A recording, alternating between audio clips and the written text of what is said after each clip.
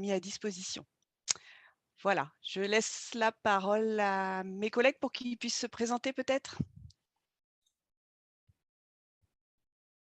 Oui, bonjour.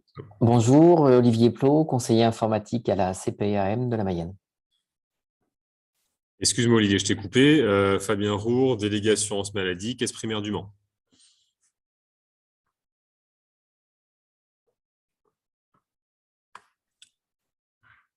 Peut-être qu'on peut poursuivre. Du coup, Marion Spalatini de l'URPS infirmier. Je suis l'assistante depuis 5 ans et donc il y a Stéphanie aussi qui est connectée. Donc Stéphanie Villain, je suis infirmière libérale dans la Sarthe et je suis secrétaire générale de l'URPS infirmier. Myriam Polo, je suis chargée de mission à la coordination régionale d'assurance maladie. Bonjour, Sylvain Cronier, je suis infirmier au service médical de l'assurance maladie. Voilà, je crois qu'on a fait le tour. Donc, je vais laisser la parole à mon collègue Fabien Roure du 72 qui va commencer cette présentation. Peut-être en rappelant, Fabien, quelques modalités pratiques pour poser nos questions. Oui, alors au niveau de la présentation, si vous avez des questions, on va y répondre. Enfin, on va essayer d'y répondre au fur et à mesure. Par contre, posez-les bien sur le petit onglet questions-réponses sur le bandeau que vous avez sur Zoom et pas sur discussion, parce que sinon après on ne pourra pas les répertorier et peut-être que certaines questions nécessiteront une réponse différée.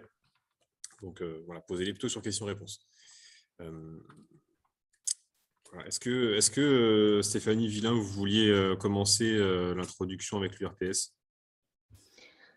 Pas de souci, Fabien. Moi, je vais essayer d'être courte parce que je sais que le diaporama est dense et que les infirmiers sont surtout là pour le BSI. Après, nous, on remercie la CPAM parce qu'on aime bien s'associer avec vous et être partenaire de ce type de réunion pour vraiment accompagner les infirmières dans des nouvelles pratiques ou des choses qui démarrent un peu. Donc, voilà, nous, l'URPS, on est une association. Tous les infirmiers libéraux cotisent via leur cotisation URSSAF. Donc, c'est une toute petite cotisation, mais qui nous permet d'exister. On a été créé en 2009 avec un décret d'application en 2010. Donc, je veux bien que vous passiez la diapo suivante parce que je pense que c'est vous qui avez la main. Ouais. Donc, en fait, on est une assemblée de 15 élus. On a été élus récemment pour la dernière mandature en avril 2021. On est élus pour 5 ans. Donc, les 15 élus représentent les presque 3500 infirmiers libéraux des Pays de Loire. Donc, il y a des élus de chaque département pour qu'on ait vraiment une représentativité et un fonctionnement qui nous permette de bien connaître nos départements et de pouvoir agir aussi localement et de façon départementale. On est un bureau avec 6 élus. Donc, moi, j'en suis la secrétaire générale. David Guillet en est le président. Fabienne Desnaux du 44 en est la vice-présidente. Voilà pour les postes principaux. Et Véronique Degoulet qui est la trésorière. On a aussi une commission de contrôle avec 3 élus qui contrôlent les côtes et les actions de l'URPS infirmier. Je vous laisse passer la dernière diapo. Voilà, donc ça, c'était juste pour vous dire un petit peu ce qu'on fait et comment on fonctionne et surtout ce qu'on fait pour les infirmiers libéraux des Pays de la Loire.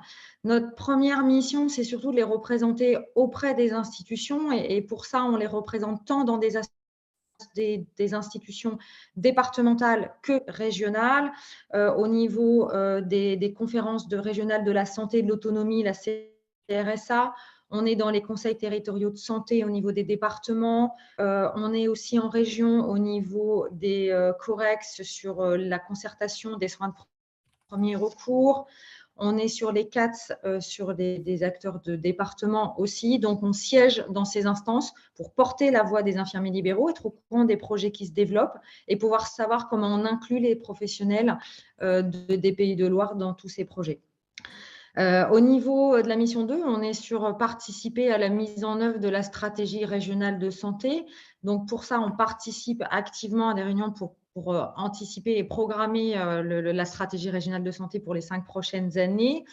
Il y a des appels à projets auxquels on répond et notamment, on a répondu sur un projet qui s'appelle STIL, c'est le sevrage tabagique par les infirmiers libéraux, où en fait on accompagne les infirmiers libéraux à travers des formations et des rémunérations pour les accompagner dans cette nouvelle mission qui est le sevrage tabagique.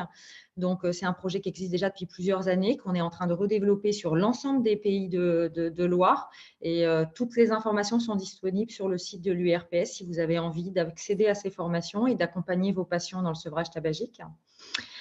Au niveau de ce qu'on fait aussi, on travaille beaucoup avec les autres unions. Il faut savoir que toutes les professions de santé au Code de la santé ont une union régionale. Donc, on a 10 URPS, URPS médecins, URPS pharmaciens, diététiciennes, etc.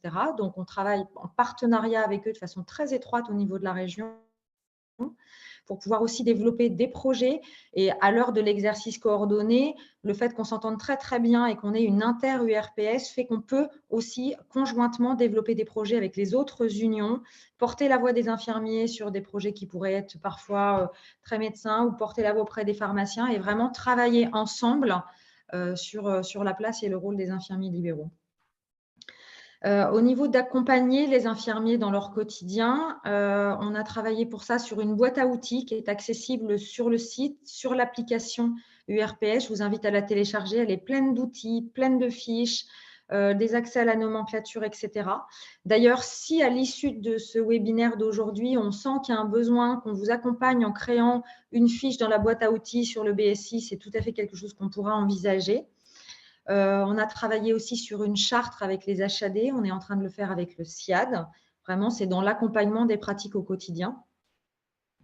Sur valoriser les infirmières, notre mission 5, d'abord, c'est notre quotidien, d'essayer de valoriser le travail des infirmiers libéraux, de toujours porter la voix de ce rôle pilier dans la coordination.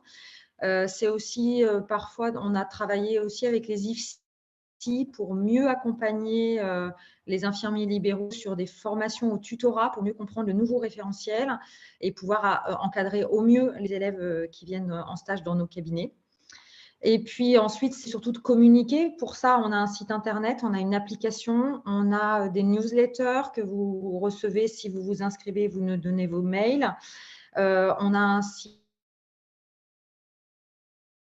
internet sur lequel vous retrouverez l'ensemble des projets et notamment un projet en ce moment qui est un projet phare, qui est un projet DENUT, qui est le projet sur la prévention, le repérage de la dénutrition des sujets âgés à domicile de plus de 60 ans, sur lequel on a des formations et des rémunérations qui valorisent le rôle de coordination des infirmiers libéraux.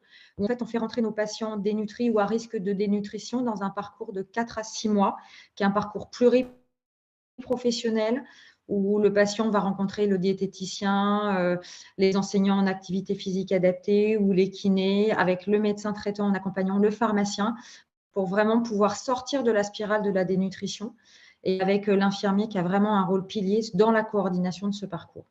Donc, vous pourrez tout retrouver sur le site de l'URPS Infirmiers libéraux des Pays de Loire. Et puis, peut-être que Marion pourra vous mettre dans le petit chat discuter juste une petite adresse mail que vous pourrez retrouver. Ça y est, je vois qu'elle est passée. Donc, vous avez l'adresse de contact URPS IDEL Pays de Loire avec un numéro de téléphone. Vous n'hésitez pas, on est là pour ça. J'ai essayé de faire court. C'est parfait. Merci pour la présentation, Stéphanie. Je vais venir dans le vif du sujet, donc sur le bilan de soins infirmiers. Donc, je vous présente le sommaire qu'on va voir ensemble. Donc, en premier lieu, on aura, je vais vous rappeler des éléments de contexte par rapport à l'avenant 6. Je vous présenterai les mesures qui sont relatives à l'avenant 8 qui portent sur le BSI, l'outil BSI en pratique. Et ensuite, c'est mon collègue Olivier Plot, conseiller informatique service, qui prendra la suite sur le côté pratique. Il y aura des temps de questions-réponses aussi. Pour celles et ceux qui nous ont rejoints depuis tout à l'heure, je me représente, Fabien Roure, je suis délégué assurance maladie à la Caisse primaire du Mans. Et un petit point de vigilance sur les questions que vous allez pouvoir poser, posez-les bien sur l'onglet questions-réponses. Donc, on peut démarrer. Au niveau du contexte, donc l'avenant 6, c'est de là que ça démarre, a mis en place une réforme concernant la prise en charge des patients dépendants à domicile, en créant un dispositif qui est le bilan de soins infirmiers et qui met en place une tarification avec 3 niveaux de forfait journalier. L'avenant 8, ensuite, entré en vigueur le 13 janvier dernier, a complété cet accord avec des mesures qui permettent de poursuivre le déploiement du bilan de soins infirmiers pour les patients de moins de 90 ans, entre autres. Il y a des éléments aussi sur des travaux conventionnels sur les IPA et sur la télésanté. Ça, on n'y viendra pas aujourd'hui. Je poursuis. Donc, la mise en œuvre du dispositif du bilan de soins infirmiers dans le cadre de l'avenant 6. L'objectif, c'est la prise en charge des patients dépendants à domicile, comme l'était précédemment la démarche de soins infirmiers. L'objectif, c'est le même. Le calendrier de déploiement, 1er janvier 2020, création et facturation du bilan pour les patients uniquement de plus de 90 ans. 13 janvier 2022, l'avenant 8, saisie obligatoire pour tous les patients dans le téléservice BSI, mais attention avec la facturation toujours des actes en AIS pour les patients de moins de 90 ans. Septembre 2022, avril 2023, poursuite du déploiement pour les patients de 85 ans et plus, et avril donc pour tous les patients dépendants. À quoi sert le BSI? Donc, le BSI, c'est un outil qui permet de faire l'évaluation de l'état de santé d'un patient dépendant et d'établir un plan de soins personnalisé qui va être transmis à la fois au médecin prescripteur et à l'assurance maladie. Ce bilan il est obligatoire avant toute facturation de soins infirmiers pour des patients dépendants, quel que soit l'âge. Cet outil BSI, il est dématérialisé, vous le retrouvez sur votre espace Amélie Pro, c'est un téléservice qui sera accessible pour l'infirmier et pour le médecin. Qu'est-ce que le BSI et à quoi est-ce qu'il sert? Donc, il sert à recueillir les données médicales et administratives du patient dépendant, à proposer un plan de soins dématérialisé via l'outil à transmettre ensuite au médecin. Et pour vous, ça vous permettra de connaître automatiquement et directement en fait, le niveau de cotation, que vous avez, le niveau de forfait journalier en matière de cotation que vous allez pouvoir facturer. Le BSI, il se facture une fois par an, sauf si la situation clinique du patient, son état de santé évolue et nécessite de refaire un bilan. On va y venir dessus juste après. Donc, les mesures de cet avenant.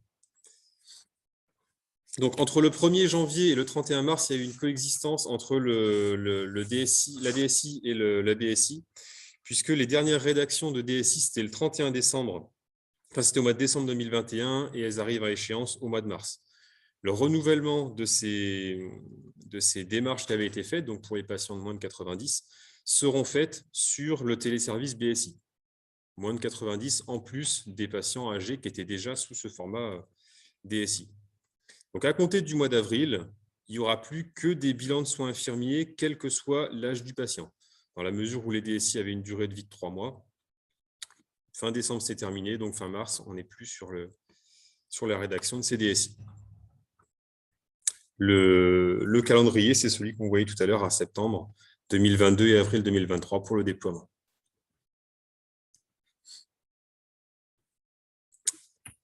Première étape au mois de janvier 2022. Là, on est sur la facturation du bilan en tant que tel, donc l'extension de la saisie à l'outil pour l'ensemble des patients dépendants.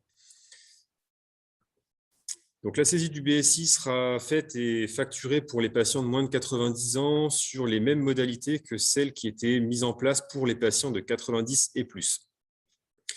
Donc, le bilan, vous le rédigez et vous avez une rémunération à proprement dit pour la rédaction de ce bilan. Donc, une rémunération en plus des actes que vous serez amené à facturer, des actes forfaitaires. Donc, pour l'initial, BSI initial, 25 € avec une lettre clé DI et un coefficient 2,5. Un bilan de renouvellement au-delà d'un an, puisque c'est la durée de vie du bilan, DI 1,2, 12 €. Et si vous avez nécessité de faire un bilan intermédiaire du fait de l'évolution de l'état de santé du patient, même cotation, DI 1,2. La facturation des actes cette fois, donc les soins pour les patients de moins de 90 ans, ils continueront à être facturés en lettres clés AIS, comme c'était le cas jusqu'à présent, avec le bilan, lui, fait en ligne. Donc, en pratique, par rapport à la facturation des actes, pour les patients de 90 ans et plus, l'outil BSI, comme je le disais au début, va afficher automatiquement le niveau de forfait que vous allez avoir à facturer. Il y en a 3. le BSA, BSB et BSC. Ce sont les lettres clés, on va les revoir aussi juste après. Les déplacements que vous ferez au titre de soins pour ces patients dépendants, c'est plus la lettre clé IFD ou IFA, ce sera la lettre clé IFI. C'est une lettre clé spécifique, puisque vous pourrez la facturer seule. Plus ou moins les indemnités kilométriques. Vous avez possibilité aussi de facturer des actes techniques en complément des forfaits journaliers qui seront, eux, facturés en AMX. Si vous avez vu des lettres clés AMX dans la nomenclature, c'est normal, ça correspond aux actes que vous pouvez cumuler avec le bilan. Pour les patients de moins de 90 ans au 1er avril, donc l'outil permettra de renseigner le volet de facturation et de faire la cotation, par contre, en AIS. Les déplacements, vous maintenez une facturation en IFD, par contre, et vous pouvez aussi facturer des actes techniques AMX en complément. On a un petit bilan, un petit récap sur la fin des diapos, vous verrez. La poursuite du déploiement du dispositif, la seconde étape, septembre 2022, tarification pour les patients âgés de 85 ans et plus, et la troisième étape, avril 2023, pour l'ensemble des patients dépendants. Les forfaits journaliers, je le disais tout à l'heure, on termine les AIS et on passera sur du forfait, la prise en charge forfaitaire journalière. Donc le forfait jour, code BSA 13 € pour une prise en charge légère, BSB 18,20 €, prise en charge intermédiaire, 28,70 € pour une prise en charge lourde. La prise en charge, c'est ce qu'on disait tout à l'heure, quand vous allez définir en gros l'état de santé du patient, ou en tout cas les constantes que vous aurez prises et que vous aurez saisies sur Amélie Pro, il va vous donner tout de suite le code acte que vous aurez à facturer. Vous rentrez les éléments, pour M. Dupont par exemple, ça vous donne directement le résultat. M. Dupont, il a besoin d'une prise en charge intermédiaire, vous facturez une fois par jour, BSB 18,20 €. Je poursuis. Donc les actes techniques en AMX que vous pouvez cumuler avec. Il y en a que vous allez pouvoir cumuler à taux plein et d'autres que vous allez pouvoir cumuler à demi-tarif. Donc, vous avez le détail ici, à taux plein. Donc, ça, ce n'est pas nouveau, hein, c'est depuis le 1er janvier 2020. Perfusion, pansement lourd complexe, prélèvement sanguin, surveillance clinique et de prévention. Après une hospice BPCO. Et les facturations à demi-tarif, c'est les actes que vous avez ici. Je vous laisse en prendre connaissance. Les injections intramusculaires, sous cutanée d'insuline, surveillance observation d'un patient diabétique, qui nécessite l'adaptation régulière de ces doses d'insuline. Les indemnités de déplacement et les majorations associées, vous ajoutez les majorations associées habituelles, nuit, dimanche, MCI, MIE, et puis les indemnités de déplacement IFI plus IK. Le bilan que je vous avais promis tout à l'heure, il est là, donc que vous avez peut-être déjà reçu par mail, de la part de la caisse, donc le bilan de soins infirmiers, vous avez le détail entre les patients éligibles au BSI et la facturation en forfait, et les patients éligibles au BSI en facturation en AIS 3, donc pour l'instant les moins de 90 ans. Vous avez le détail sur la facturation du bilan, donc c'est le même tarif, les indemnités de déplacement avec une différence par contre, l'intégration des IFI. Les séances ou forfaits, donc on passe sur du BSA, BSB, BSC, alors qu'auparavant, c'était les AIS 3 pour les soins, AIS 3, AIS 4 pour la prévention. Les actes techniques que vous pouvez cumuler en lettres clés AMX.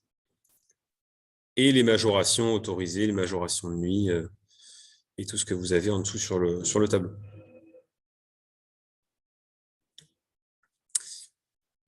Donc, alors, à noter, la réalisation du BSI est obligatoire pour facturer un forfait journalier de soins. C'est-à-dire que si je facture un BSA, BSB ou BSC, ça veut dire qu'auparavant, j'ai fait ma démarche sur Amélie Pro et puis je me suis valorisé aussi avec un DI 2,5 pour une initiation, tant qu'à faire, ou DI 1,2 pour un renouvellement.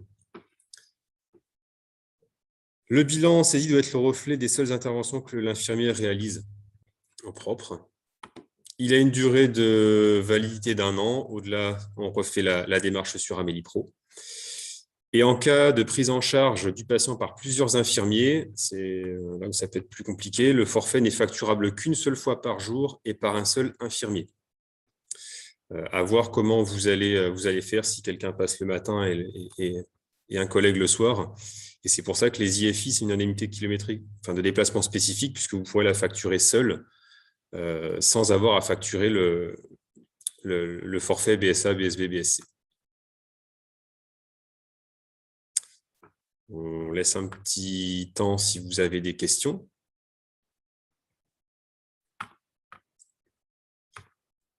Il y a quelques questions. On a répondu déjà à pas mal de questions là en même temps sur le question-réponse. Je vous rappelle qu'il faut poser les questions avec le petit icône Q et R en bas de votre écran et pas sur l'onglet discussion. Beaucoup de questions sur le fait comment peut-on partager entre le BSI avec les associés, les collègues. Voilà, c'est ça. Donc on rappelle que on rappelle que le BSI il est lié à l'assuré. C'est quand vous transmettez un BSI, l'assurance maladie et le service médical ont connaissance du BSI. Et donc, vos collègues, si c'est vous qui réalisez un BSI, vos collègues pourront facturer les forfaits BSA, BSB, BSC sans aucun problème, puisque nous, on aura connaissance de l'existence de ce DSI. C'est la même logique que pour les démarches de soins, les DSI à l'époque. Ça change de nom, ça change de forme, mais les modalités de partage et de facturation des soins n'ont pas changé de ce côté-là. Et donc voilà, votre collègue réalise son BSI, elle facture le forfait BSI et les infirmiers qui interviennent facturent les soins à la hauteur de ce qu'ils réalisent. J'ai une autre question, si le collègue veut faire un BSI intermédiaire. Donc ça, c'est à peu près la même réponse, dans la mesure où le BSI est lié au patient. Votre collègue associé peut prendre le relais sur le BSI et facturer un BSI intermédiaire dans la mesure où il soit justifié. Voilà. Alors, les majorations dimanche, on va répondre à l'écrit. Voilà. Le temps de se confirmer sur la réponse, mais les majorations de dimanche, c'est à la mesure où vous avez le droit de facturer 4 IFI par jour, la majoration elle est liée au déplacement. Donc il n'y a pas de problème pour aller facturer le dimanche à chaque passage, comme sur le DSI. Alors, bonjour. Lorsque nous faisons le premier BSI, mes collègues ne peuvent le renouveler, c'est forcément moi, car elles n'ont pas accès sur Amélie. Non, mais elles ont accès au NIR du patient, et donc annoncer qu'elles font un BSI intermédiaire ou un renouvellement. Doit-on faire un BSI s'il n'y a pas de soins de nursing? Le BSI, c'est lié à la dépendance. Donc, si votre patient, si vous pouvez caractériser la situation de dépendance de votre patient, vous pouvez établir un BSI. Je répète que les questions et réponses, les questions se posent sur l'onglet Q et R, parce que je vois des questions arriver sur l'onglet discussion. C'est bien sur Q et R en bas. Et l'inverse, du coup, il y a des discussions qui sont mises dans Q et R, donc ce n'est pas évident du coup à suivre. Ah, voilà, c'est pas, ça va, si vous voulez les réponses, il faut faire attention. Alors, comment fait-on?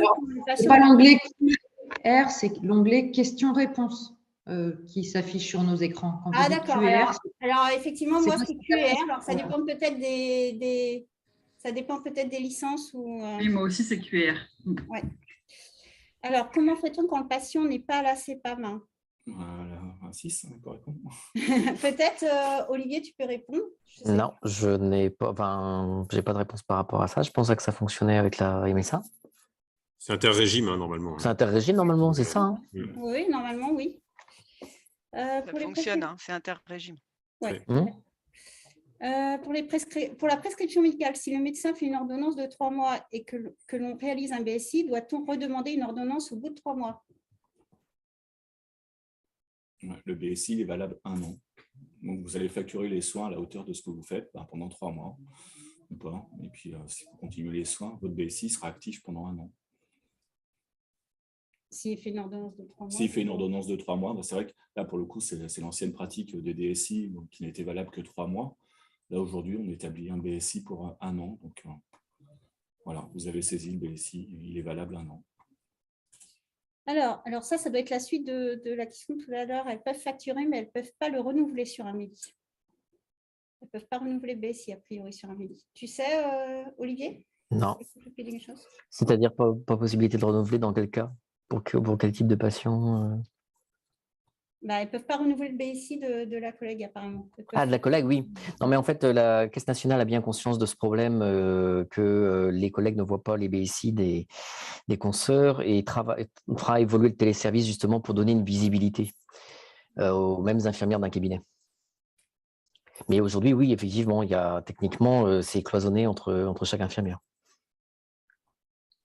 Pour le consentement des patients au recueil des données, serait-il possible d'avoir un stock documents papier d'autorisation de la CEPAM pour les transmettre aux patients? Ça, je ne sais pas. Nathalie, peut-être? Je ne sais pas si tu sais. Un stock de documents papier d'autorisation? Moi, je comprends. Je n'ai pas compris la question d'autorisation, c'est-à-dire. Peut-être qu'elle va préciser, peut-être. Oui. Enfin, une question écrite. Comment calculer les rétrocessions entre collègues dans le logiciel Equinox? Alors là, je dois dire que Equinox, je ne connais pas. Il faut voir avec l'éditeur, non? Peut-être, oui. Alors, là, je peux peut-être répondre, c'est-à-dire qu'en fait, nos logiciels ne nous fournissent pas, quel que soit le logiciel, j'en connais pas, qui nous fournissent de clés de répartition. C'est une des parties un tout petit peu fastidieuses quand même, c'est de bien tracer qui a vu le patient le matin, le midi et soir, de déterminer comment on rétribue le matin, le midi ou le soir en fonction du forfait global. Et ensuite, ce sont des rétrocessions entre les infirmières qui doivent être calculées au sein des cabinets. Il n'existe pas aujourd'hui, sauf à ma connaissance, d'outils qui permettent de faire pour tout le monde une clé de répartition de ce forfait journalier. Les rétrocessions, ça reste un accord de bon procédé entre collègues. Hein. Nous, on n'intervient pas dans tout ça. Pourquoi s'agit-il d'un forfait journalier? Ça a été négocié comme ça. Alors, je vais très vite parce que là, il y a 40 questions. Hein, donc, je sais pas il y a 40 questions, on va peut-être encore répondre à une ou deux, et puis après, oui, puis après on va continuer. On va essayer de répondre par contre en direct. PCR, la question sur les tests PCR, on va vous répondre à l'écrit, le temps de chercher, confirmer la réponse qu'on a. D'accord. Donc, pour Madame Hiver, je suis en train de dire sa question sur les tests PCR, on répond, on essaye de trouver la réponse. Ouais, une personne chez qui nous allons 2 fois par jour avec pilulier 1 fois par semaine, il faut demander un BSI pour le patient dépendant ou une autre ordonnance pour passage 2 fois par jour. C'est toujours pareil, il faut une notion de dépendance pour le patient, quel que soit le… Le pilulier, ce n'est pas inscrit à la NGAP, donc ça ne se facture pas. Nous sommes 6 à travailler. Certains soirs, ce sont mes collègues qui passent et qui effectuent les soins et non seulement un déplacement. Quid du temps passé et des soins effectués le soir? C'est ce que je vous disais, c'est la clé de répartition à définir au sein du cabinet une fois que vous avez le forfait journalier alloué. C'est vrai qu'il y a la cotation des soins techniques en dehors des séquences de soins, on revient. C'est pareil, on va préciser la réponse. On rappelle que certains actes sont inscrits dans la NGAP avec les lettres AMX. Ça veut dire que ce sont des actes que vous pouvez coter en plus du forfait BSA, BSB, BSC, en appliquant les règles de tenue basiques, classiques. Voilà. S'il n'y a pas la lettre AMX, c'est que c'est compris dans le forfait. C'est la règle. Tu peux reprendre, Fabien? On va essayer de répondre aux questions de notre côté. On va continuer à essayer de répondre aux questions par écrit. Parfait. Ben, je laisse la main à Olivier pour la partie pratique, l'utilisation du BSI sur le téléservice. Merci Fabien. Donc, je vais vous présenter le téléservice lui-même et donc la diapositive suivante qui vous présente les différentes étapes de rédaction d'un BSI. Alors, la première étape, vous vous connectez avec votre CPS au site Amélie Pro et vous saisissez le BSI du patient dépendant. Vous validez la synthèse, ce qu'il l'envoie par Amélie Pro au médecin qui a prescrit le bilan de soins infirmiers. Ensuite, deuxième étape, le médecin est averti sur sa messagerie professionnelle qu'une synthèse de BSI est consultable. Troisième étape, le médecin donc consulte la synthèse et émet si besoin donc des observations sur le plan de soins proposé dans un délai de 5 jours. Quatrième étape, donc s'il y a eu une réponse de la part du médecin avant les 5 jours, donc l'infirmier modifie le cas échéant le bilan de soins infirmiers et le clôture manuellement, puis facture la saisie du BSI lui-même, ainsi que les soins consécutifs donc, à ce BSI. Si par contre le médecin n'a pas répondu sous 5 jours, et c'est souvent le cas, ils ne répondent pas sous 5 jours, c'est clôturé tacitement et envoyé automatiquement à l'assurance maladie, c'est l'étape numéro 5, donc au service médical de l'assurance maladie, et puis donc à la caisse, au service administratif de la caisse d'assurance maladie. Et 6e étape, ça c'est optionnel. Si vous avez besoin, pour un BSI qui est clôturé, vous pouvez l'archiver pour pouvoir ensuite le transmettre à une autre infirmière. On pense par exemple à un patient qui déménagerait et pour lequel vous voudriez transmettre le BSI à sa nouvelle infirmière. Diapositive suivante.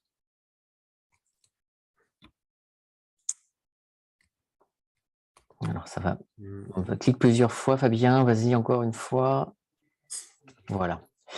On vous présente ici les différents statuts du BSI lors de ces cycles de vie, puisque ça n'a pas toujours le même statut, un BSI. Ça peut avoir 5 statuts différents. Et seuls les BSI clôturés sont envoyés à l'assurance maladie. Alors, étape 0, vous créez un BSI. Le BSI prend le statut de brouillon. Étape numéro 1, ensuite, vous saisissez le BSI et vous envoyez sa synthèse au médecin prescripteur.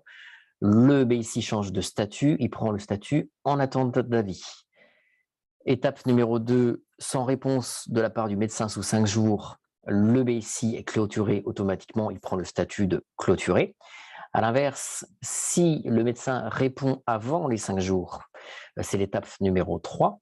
Et du coup, le BSI chez vous prend le statut de à clôturer. Donc, vous avez une action à faire. Dans ces cas-là, dans le cas où le médecin a répondu sous 5 jours, il faut donc, étape numéro 5, que vous clôturiez manuellement le BSI par l'intermédiaire de l'outil, ce qui va l'envoyer donc à l'assurance maladie. Alors, exceptionnellement, si le médecin n'est pas en mesure de recevoir ce BSI par Amélie-Pro, par exemple, parce qu'il n'a pas de compte Amélie-Pro, ça peut arriver parfois, c'est l'étape numéro 4. Vous tenez compte, vous saisissez votre BSI, vous allez l'envoyer en dehors d'Amélie-Pro, par exemple, par la MS Santé. Vous allez donc télécharger la synthèse, clôturer manuellement le BSI et l'envoyer donc par exemple par la MS Santé. Diapositive suivante.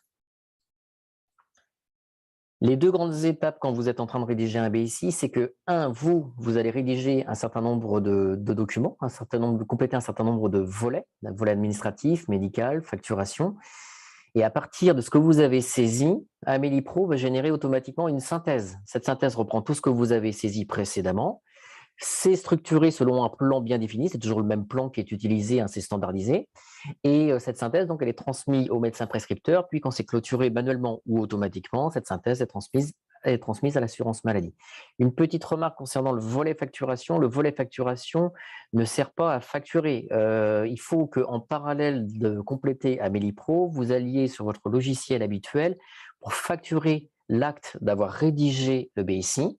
Et il faut que vous facturiez aussi dans votre logiciel habituel les soins que vous allez pratiquer, que ce soit des forfaits ou des AIS. On continue d'utiliser le logiciel pour la facturation. Ce n'est pas parce qu'on a complété Amélie-Pro que la facturation est faite vers l'assurance maladie. Diapositive suivante. Donc, tout à l'heure, on l'a dit, pour se connecter à Amélie-Pro, il faut impérativement se connecter avec la CPS, parce que si vous vous connectez uniquement avec l'identifiant mot de passe, vous n'aurez pas le menu bilan de soins infirmiers géré qu'on voit au centre de la capture d'écran là, il sera invisible. Donc, impérativement se connecter avec la CPS et après, soit vous lisez la carte vitale du patient si vous l'avez, mais bien souvent, vous ne l'avez pas. Dans ces cas-là, vous tapez le numéro de sécurité sociale dans la case qui s'appelle NIR, et vous validez, et comme ça permet de sortir la fiche du patient, puis vous cliquez sur « Gérer » pour arriver sur la fenêtre de gestion des bilans de soins infirmiers. Diapositive suivante.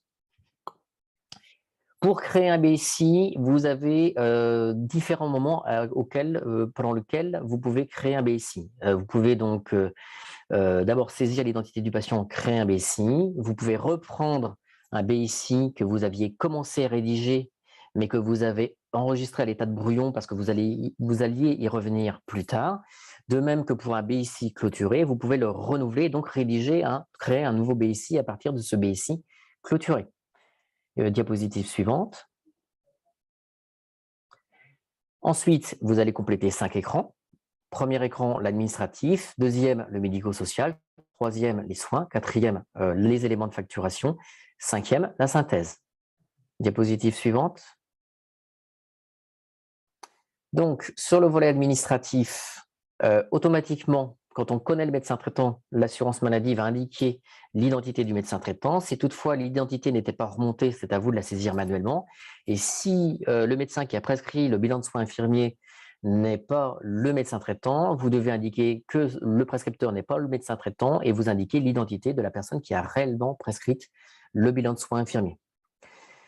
C'est une fois que vous avez validé cet écran 1 administratif que le BIC que vous avez commencé à rédiger et mémoriser est stocké à l'état de brouillon. Il faut avoir au moins complété cette partie-là pour sauvegarder à l'état de brouillon un BIC. Si on n'a pas dépassé cette étape-là, ce qu'on a saisi est effacé. Diapositive suivante. Ensuite, vous arrivez sur l'écran médico-social où vous avez donc indiqué l'état de santé du patient et surtout son environnement. Diapositive suivante. Là, dans l'écran soins, vous allez saisir le diagnostic et les interventions infirmières que vous prévoyez. Attention, n'indiquez que les interventions que vous réalisez vous-même. N'indiquez pas les interventions réalisées par d'autres personnes du type aidant, auxiliaire de vie, etc., etc. Donc, c'est vraiment ce que vous, infirmier, réalisez que vous indiquez dans cette partie-là. Diapositive suivante. Donc là, on est toujours donc, sur l'écran de soins. Et donc là, on a donc les diagnostics infirmiers et on a les interventions infirmières qui sont indiquées ici. Diapositive suivante. Là, on est sur la partie facturation. Alors, comme le dit le titre en haut, c'est pour les patients de 90 ans et plus. Vous allez indiquer de quel type de BIC il s'agit. Est-ce que c'est initial, intermédiaire, renouvellement? On vous rappelle ce que vous devrez facturer dans votre logiciel de facturation habituel. Et on vous indique aussi le forfait, puisque c'est des 90 ans et plus. C'est un forfait que vous allez facturer pour vous faire rembourser les soins. Et le logiciel vous indique automatiquement le forfait que vous devrez facturer. Et vous indiquez, dans les cases en dessous, le nombre de passages que vous prévoyez et le nombre de jours de soins par semaine. Toutes les cases qui comportent une étoile doivent être impérativement complétées, sinon vous ne pouvez pas passer à l'étape suivante. Diapositive suivante. Là, à l'inverse, on est pour les patients de moins de 90 ans, où là, pour l'instant, on est encore sur de la facturation AIS, AIS 3, AIS 3.1, AIS 4, et c'est donc vous qui allez donc indiquer cette cotation AIS que vous facturerez plus tard, de même que, bien entendu, vous indiquez le type de BIC dont il s'agit, initial, intermédiaire ou renouvellement. Diapositive suivante. Et là, je laisse la parole à Sylvain.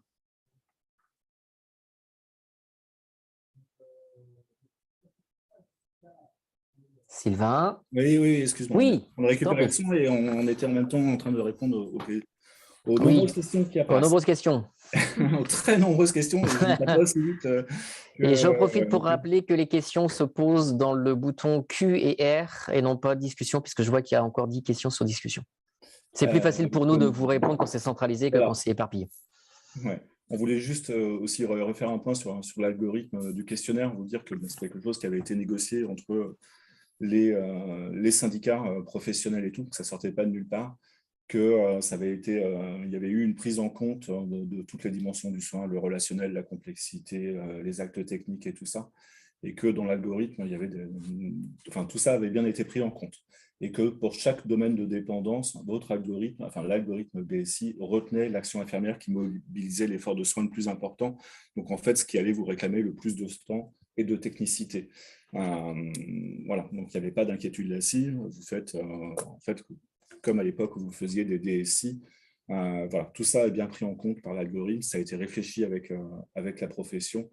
Voilà, donc pas d'inquiétude là-dessus. Et puis aussi savoir que dans cet algorithme, ce qui valorise votre forfait, c'est d'abord les soins d'hygiène et l'autonomie physique de votre patient. Et puis aussi pour savoir que sur toutes les combinaisons possibles, une centaine grosso modo, aujourd'hui, pour les plus de 90 ans, il y a 40% des combinaisons qui ramènent à un BSC.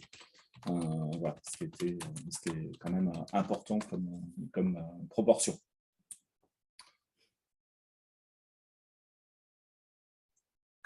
« Ok, alors, diapositive numéro 5, on arrive sur la synthèse, c'est-à-dire qui est créée automatiquement par le téléservice à partir de ce que vous avez saisi précédemment. Le téléservice, le site internet Amélie-Pro vous permet d'envoyer au médecin prescripteur la synthèse par Amélie-Pro. S'il ne répond pas sous 5 jours, c'est clôturé automatiquement, cette synthèse, ce BSI, et c'est automatiquement envoyé à l'assurance maladie après. Donc, pour l'envoyer au médecin, vous avez un bouton ici qui est encadré vers le milieu de la capture d'écran, et donc vous cliquez sur « Envoyer au médecin », ça l'envoie au médecin. Diapositive suivante. Si le médecin répond sous 5 jours, vous verrez dans « Avis du médecin » sur le plan de soins, vous verrez ses commentaires, ça sera repris dans la fenêtre « Avis du médecin » sur le plan de soins, ça sera repris aussi dans la synthèse elle-même. Du coup, vous cocherez la case « Bon patient » et d'accord, etc., puis vous clôturerez le BSI manuellement, ce qui enverra à l'assurance maladie, ce BSI, cette synthèse que vous avez clôturée manuellement. Diapositive suivante. Et hypothèse, dans le cas où le médecin ne serait pas en capacité de recevoir la synthèse par Amélie-Pro parce que, par exemple, il n'a pas créé d'Amélie-Pro, vous allez donc cocher la case « Mon patient » et d'accord, vous allez télécharger la synthèse et vous allez clôturer manuellement le BSI. Et cette synthèse que vous avez téléchargée sur votre ordinateur, vous allez l'envoyer par exemple par mail Mélise MS Santé au médecin en question. S'il n'a pas de Mélise MS Santé, par la poste. Donc voilà, on a vu les différentes étapes de création d'un BSI, du début jusqu'à la fin. Maintenant, ce que je voulais vous présenter, c'est la gestion des BSI, parce qu'on est amené parfois à gérer des BSI, et donc il est important de connaître aussi les autres fonctionnalités du téléservice pour pouvoir bien gérer ces BSI. Donc, diapositive suivante. Quand vous arrivez sur Amélie-Pro, vous arrivez sur la fenêtre, la page d'accueil d'Amélie-Pro, c'est marqué bilan de soins infirmiers géré, vous cliquez sur gérer. Eh bien, vous arrivez sur cette page-là, celle que vous avez en capture d'écran. Et cette page, c'est la page qu'on appelle d'accueil, de gestion du BSI. Comment on sait que c'est la page de gestion du BSI? Le petit moyen technique pour savoir que c'est la page de gestion, vous voyez l'encadré rouge, il y a marqué liste de vos patients dernier BSI, c'est la preuve qu'on est sur la page de gestion. Et sur cette page de gestion du BSI, vous avez en dessous la liste de tous vos patients pour lesquels vous avez rédigé au moins un BSI. Et vous avez à gauche le nom, transmission, le prénom, patient test, son numéro de sécurité sociale, sa date de naissance. Et à droite, vous avez le statut du dernier BSI et la date du dernier BSI. Donc là, vous voyez par exemple qu'on a un patient qui s'appelle transmission, un patient synthèse, un patient suppression, etc., etc. Si vous voulez rentrer à l'intérieur du dossier d'un patient, vous cliquez sur son rectangle, vous cliquez sur son nom et ça vous fait rentrer dans le dossier du patient. Diapositive suivante.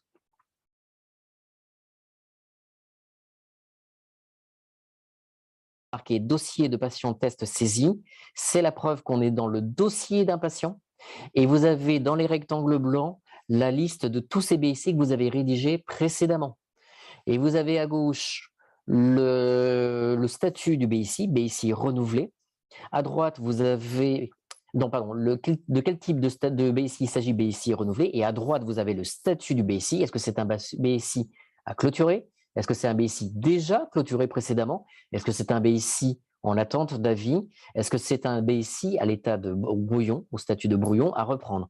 Et en fonction de vos besoins, vous cliquez sur les différents boutons bleus à droite, clôturer, renouveler, reprendre, supprimer et archiver, et vous pouvez mener différentes actions sur les BSI du patient sur lequel vous êtes actuellement. Diapositive suivante. Bon, cette diapositive reprend ce que je viens de vous expliquer, donc on peut passer à la diapositive d'après. Et vous avez des alertes. Alors là, on est revenu à la page de gestion des BSI. Remarquez l'encadré rouge dans la capture d'écran, c'est marqué liste de vos patients. C'est la preuve qu'on est sur la première page, celle où vous pouvez gérer vos BSI. Et c'est sur cette page où, en haut de la page, vous avez des alertes qui vous disent que vous avez certains BSI qui sont à l'état de brouillon depuis plus de 3 semaines. Qu'est-ce que vous voulez en faire? Est-ce que c'est une erreur? Est-ce qu'il faut les supprimer? Ou est-ce qu'au contraire, il faut les reprendre et les envoyer? Ça vous alerte qu'il y a des choses en attente d'envoi, en attente de rédaction et d'envoi. Vous avez aussi au centre les BSI à renouveler sous 15 jours et qui vont arriver donc, dans une échéance de 15 jours. Donc, vous analysez la situation et en fonction de la situation, vous avisez, vous menez l'action qui est nécessaire de mener. Et vous recevez aussi des mails. Oui, oui, oui, Fabien, merci. Diapositive suivante. Si, c'est bon. Vous recevez des mails. Vous recevez des mails pour vous dire qu'il y a eu la clôture automatique d'un BSI. C'est l'exemple ci-contre dans la capture d'écran. Vous recevez des mails pour vous dire que vous avez des BSI à l'état de brouillon, c'est-à-dire qu'ils sont restés sur votre ordinateur, ils n'ont jamais été envoyés au médecin, jamais envoyés à l'assurance maladie. Qu'est-ce que vous voulez en faire de ces BSI à l'état de brouillon? Et vous avez aussi par mail des alertes vous disant vous avez des BSI qui vont arriver à échéance dans moins de 15 jours. Attention, réagissez éventuellement si besoin, renouvelez ces BSI. De la même manière, le médecin prescripteur reçoit lui aussi des mails, lui l'alertant qu'il a un nouveau BSI à aller consulter et éventuellement à aller commenter, s'il juge nécessaire de commenter votre synthèse, votre BSI. Diapositive suivante. Ah ben, les questions-réponses. Les questions-réponses, il y en a 70, Myriam? Ouais, il y en a 70. Ce qu'on vous propose, c'est que tu continues et puis on prendra un peu plus de temps. C'est ce qu'on a dit avec Nathalie. Comme on est un peu en avance, tu continues et puis on prend un peu plus de temps pour prendre plus de questions à la fin. Vas-y. D'accord, ok, je continue. On vous a présenté le BSI côté infirmier. On a jugé intéressant de vous présenter le BSI côté médecin, puisque les médecins ont cette possibilité dans leur Amélie Pro d'aller consulter les BSI. Donc, de la même manière, un médecin, s'il veut consulter un BSI, une synthèse, doit se connecter à Amélie Pro avec sa CPS. C'est une donnée médicale, donc il y a une sécurité forte pour protéger ces données médicales. Donc là, voilà, diapositive suivante. Les BSI pour un médecin peuvent prendre deux statuts. Avis médecin donné, dans quel cas il a commenté donc votre synthèse, ou en attente d'avis. Comme je le disais tout à l'heure, à l'instant, il est notifié par mail qu'il y a une synthèse qui s'est ajoutée à son Amélie Pro et qu'il doit aller consulter. S'il veut aller commenter votre BSI ou consulter votre BSI, il clique sur le rectangle blanc qui correspond au BSI en question, au patient en question, et ça lui permet donc de consulter la synthèse et éventuellement de commenter votre synthèse. Diapositive suivante. Donc, le médecin peut donner un avis favorable ou défavorable tout en ajoutant un commentaire. Donc, il donne son avis, il coche la case la validation de la réponse appropriée et donc, ça permettra de vous envoyer son commentaire sur votre Amélie Pro à vous pour que vous preniez connaissance de son commentaire. Voilà, et je crois qu'on est arrivé presque au bout. Donc, en résumé, la rédaction d'un BSI, ça se passe comment? Déjà, il faut se connecter à Amélie Pro avec sa CPS. Identifier le patient en lisant sa carte vitale ou en tapant son numéro de sécurité sociale, puis cliquer sur bilan de soins infirmiers et géré. Ensuite, vous complétez les 4 volets administratifs, médico-social, soins, facturation. Dans le volet facturation sont affichés les soins à réaliser et les cotations à facturer dans le logiciel métier. Ensuite, Amélie Pro génère une synthèse, c'est le 5e volet, à partir de ce que vous avez rédigé vous précédemment. Vous cliquez sur envoyer la synthèse au médecin via Amélie Pro, sans réponse de la part du médecin sous 5 jours. Le BSI est clôturé et envoyé automatiquement à l'assurance maladie, tout régime confondu donc. Vous ensuite, vous facturez sur votre logiciel habituel le travail de rédaction du BSI avec les fameux DI. Vous réalisez les soins et vous facturez les soins sur votre logiciel habituel, soit en forfait si c'est des plus de 90 ans et plus, soit en AIS si c'est des moins de 90 ans, et donc toujours ça dans votre logiciel habituel. Voilà. On peut donc passer aux questions, réponses. Alors, merci Olivier. On va passer aux questions-réponses. Alors, on va essayer de vous répondre à un maximum de questions avec Sylvain, Olivier, Fabien, Nathalie. Il est 14h21, on va essayer au moins d'aller jusqu'à 15h30 ou 14h45. Je vais poser la question et puis je vais essayer de répondre les questions dans l'ordre et puis on va essayer d'y répondre le mieux possible. On a répondu pour le test PCR. Oui, ça se cumulait à tout plein. Voilà. Et vous pouviez aller vérifier la réponse sur le site Amélie, dans la page dédiée aux infirmiers. Il y a tout un chapitre sur les actes Covid qui est disponible, avec les dernières mises à jour, puisque la situation a un peu évolué par rapport à l'état de crise sanitaire. Alors, on a beaucoup de questions sur comment… Partager le BSI avec comment- des collègues voilà. pendant les vacances et tout ça. On va répondre. Alors, en attendant que le téléservice évolue, il Voilà. faut télécharger la synthèse. Vous téléchargez la synthèse et vous la mettez à disposition sur les ordinateurs des consoeurs. Voilà, il y a pas, pour l'instant, c'est y a la pas de seule visibilité, solution. hein. Voilà, c'est ça. Bon, c'est une question qui est beaucoup revenue entre Oui, les collègues actuels ou même les collègues passés, si vous bien voulez sûr. un cabinet, ou même si voilà, Les vacances, ou le patient change de déménage, département, etc. Donc, c'est toujours la même réponse. Pour l'instant, on ne peut vous apporter que celle-ci, sachant que, bien sûr, le problème, entre guillemets, que ça peut vous causer. La Caisse nationale a bien... Pardon, excuse-moi Myriam. Oui. Je t'en prie, vas-y. La Caisse nationale a bien conscience du problème, fera évoluer le téléservice, on ne sait pas quand, pour tenir compte du fait que, bien entendu, le travail d'infirmier, c'est un travail de groupe, c'est un travail de cabinet, et donc fera évoluer le téléservice justement pour vous donner cette visibilité entre infirmiers, pour que vous n'ayez pas à télécharger la synthèse et à l'envoyer ou à la donner à vos consoeurs. Justifié. Alors, on avait la question, et si le collègue veut faire un BSI intermédiaire? Donc, si tant est que le BSI intermédiaire soit justifié par une évolution notable de la situation, ouais, le collègue peut faire le BSI. Hein. De toute façon, le BSI sera connu pour l'assurer. Donc, on saura que c'est bien un BSI intermédiaire. Mais voilà, il faut qu'il y ait une évolution notable, enfin, pour qu'on puisse estimer que le forfait va évoluer. Un BSI intermédiaire, ça se fait parce que la situation évolue, quoi. Alors, c'est pareil pour le renouvellement, parce que beaucoup Le nous disent renouvellement, qu'ils ne peuvent pas renouveler. Effectivement, ils ne peuvent pas le renouveler. Ils ne peuvent pas le renouveler. Sauf à avoir la synthèse. Mais... Sauf à avoir une synthèse, a priori, mais là, ça dépend aussi de la visibilité. Donc, c'est une question qui est connue par la CNAM. D'accord. Doit-on faire un BSI s'il n'y a pas de soins de nursing?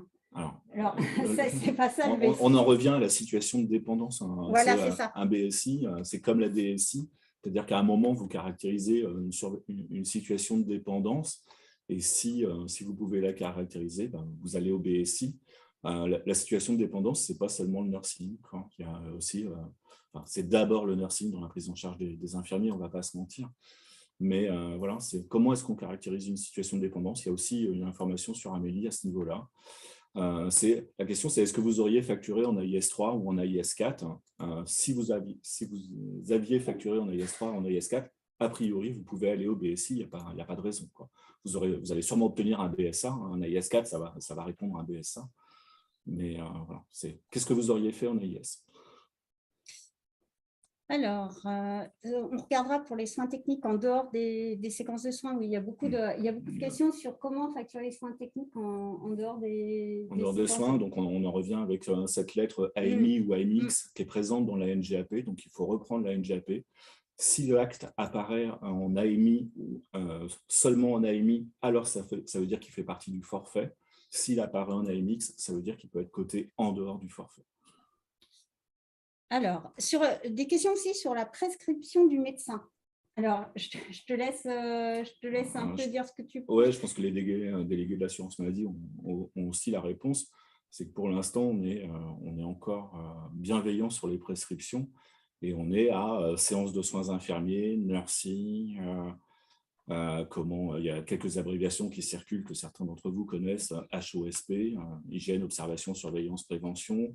On a BSI, DSI. Pour l'instant, la caisse, et notamment à Nantes, parce que moi je suis à Nantes, on est assez ouvert aux prescriptions. On ne vous dit pas que ça ne va pas évoluer en septembre. J'interroge Fabien ou Nathalie, parce que Nathalie est en Vendée et Fabien est dans Sarthe.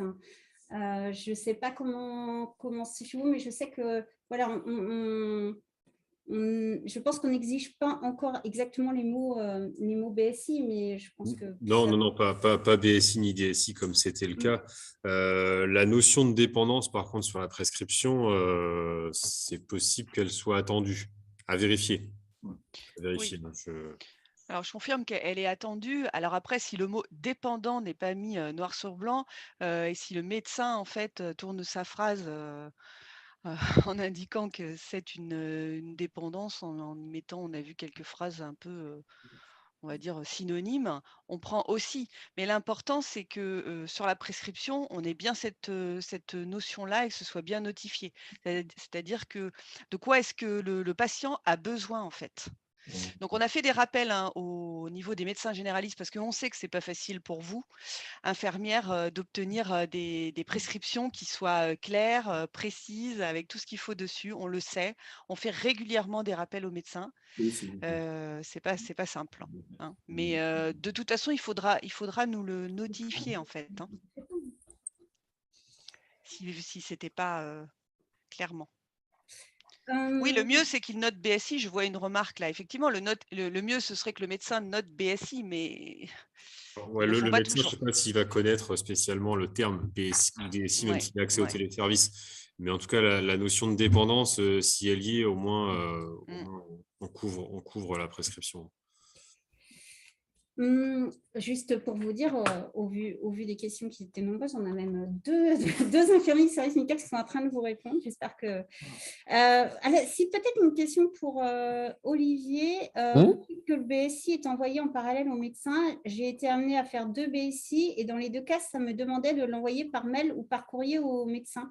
D'accord. Alors, il faudrait que la personne nous donne le nom. Alors, peut-être pas dans le chat parce que pour une question de confidentialité, mais que la personne contacte son CIS pour lui donner le nom, l'identité du médecin pour un diagnostic et analyser pourquoi cette impossibilité d'envoyer au médecin en question.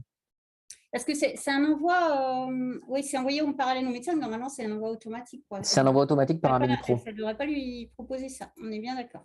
On est d'accord. Donc, il faut un diagnostic du CIS du département de l'infirmière qui a posé la question. Vous contactez votre CIS dans votre département, il fera un diagnostic. Alors, justement, tout à l'heure, il y avait une question là qu'on ne comprenait pas. Oui, sur le recueil du consentement. Donc, Madame Tagno est revenue dessus et elle me dit « Je reviens sur ma question sur le recueil du consentement. Afin de vous transmettre les données de santé d'un patient, il nous faut recueillir le consentement.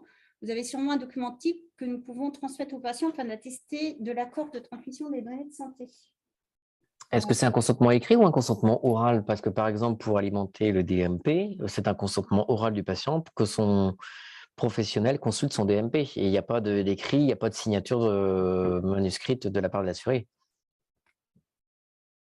De toute façon…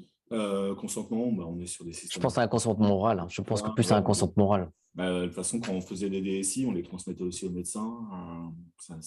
Je pense plus à aujourd'hui, on est plus sur les procédures de consentement oral parce que les consentements écrits, ça devient compliqué. Alors, tu voulais répondre. Lorsqu'il s'agit d'un patient de moins de 90 ans, est-ce à nous de décider du nombre d'AIS ou nous donne-t-on une indication, comme c'est le cas pour les plus de 90 ans?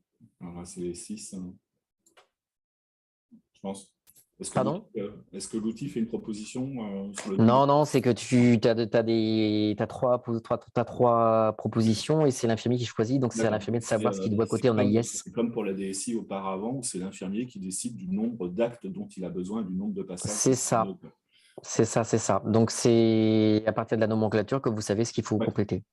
Voilà. Donc, on rappelle, sur les DSI, les infirmiers avaient une prescription de démarche de soins infirmiers et l'infirmier avait la main pour décider du nombre de passages et du nombre d'actes AIS3 dont il avait besoin pour mener à bien sa mission. Donc là, c'est pareil pour l'instant. Juste Myriam, je fais une précision, juste pour toutes les personnes qui participent à la réunion. On a 91 questions, donc c'est pour ça qu'on ne peut pas forcément répondre tout de suite aux 91 questions, mais on s'y attelle. On a demandé du renfort. On a demandé du renfort, mais je ne sais pas si vous voyez. Les questions, il faudra peut-être les reprendre et puis les classifier par thème. Il y a peut-être des questions redondantes aussi. Oui, sûrement. Les réponses à tout le monde. C'est ça. Comment on les élimine. Alors, si le patient sort de l'hôpital avec une ordonnance sur un mois qui n'est donc pas écrite par son médecin traitant, sur laquelle sont demandés de nombreux soins, mais non spécifiés dépendance. On a dit qu'on voulait de la… En fait, on pose toujours la question, c'est de dire, est-ce que vous auriez facturé des AIS? Si vous aviez facturé des AIS, ça veut dire qu'on peut caractériser cette situation-là. Après, là, forcément, si c'est que des actes techniques qui sont notés, on facture les actes techniques classiquement selon la NGAP. En fait, on a juste changé les lettres, on n'a pas changé la réflexion par rapport à la cotation et aux actes. Hein. Le BSI, c'est la nouvelle mouture de la DSI avec 3 forfaits, c'est tout, quoi. Alors, ça, c'est bon. J'ai élaboré un BSI, mais doit-il être renouvelé par le médecin traitant? Le BSI, il est valable à 1 an. Donc, quand on arrive à 1 an, et oui, en effet, il faut une nouvelle prescription de BSI. Voilà. Alors, toujours le problème, pour une toilette 3 fois par semaine, doit-on faire un BSI? Oui, vous allez établir un forfait. Vous auriez facturé un AIS3 3 fois par semaine. Et ben, vous allez saisir un BSI, vous allez annoncer les soins que vous faites. L'outil va vraisemblablement vous répondre, peut-être, en tout cas, je ne sais pas, que c'est un BSA. Et ce forfait qui est journalier, vous allez le facturer le jour où vous effectuez les soins. Ce n'est pas parce que c'est forfait journalier que ça veut dire qu'on le facture tous les jours. Non, on ne le facture qu'à la hauteur de ce qu'on réalise. Donc, une toilette 3 fois par semaine, eh ben, c'est a priori un BSA 3 fois par semaine. Les tests Covid, on a répondu tout à l'heure, mais ça pouvait Oui, être c'est un cumulatoplein pour les tests PCR et antigéniques.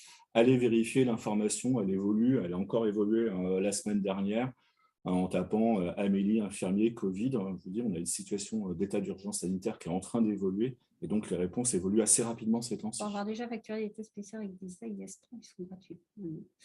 La séance hebdomadaire de surveillance clinique infirmière IS4 fait-elle d'un BSI? A priori, ouais, ça reste bien. Il y a un AIS4, c'est une surveillance clinique hebdomadaire. C'est bien une séance de soins infirmiers. Normalement, l'outil doit vous répondre BSA que vous allez facturer 1 fois par semaine. Peut-être pour Olivier, faut-il encore clôturer ou est-ce automatique maintenant?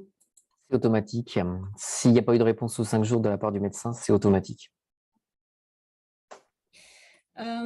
Peut-être aussi pour Olivier, je ne sais pas. J'ai eu le cas d'un établissement hospitalier comme prescripteur du BSI et j'ai eu un refus de la plateforme. Un refus, ça sera plutôt une impossibilité de l'envoyer, j'imagine, par Amélie Oui, Pro, de la peut-être. plateforme. Peut-être, oui. Donc, par conséquent, alors le refus, c'est quoi? C'est la possibilité d'identifier l'hôpital en tant que prescripteur ou l'impossibilité de l'envoyer par Amélie Pro? Je ne sais pas. J'ai eu un refus de la plateforme. Alors, on va partir du principe que c'est impossibilité de l'envoyer. Si effectivement c'est impossibilité de l'envoyer, c'est le cas où il faut le clôturer manuellement, télécharger la synthèse et envoyer par messagerie sécurisée la synthèse au médecin de l'hôpital qui a prescrit le bilan de soins infirmiers.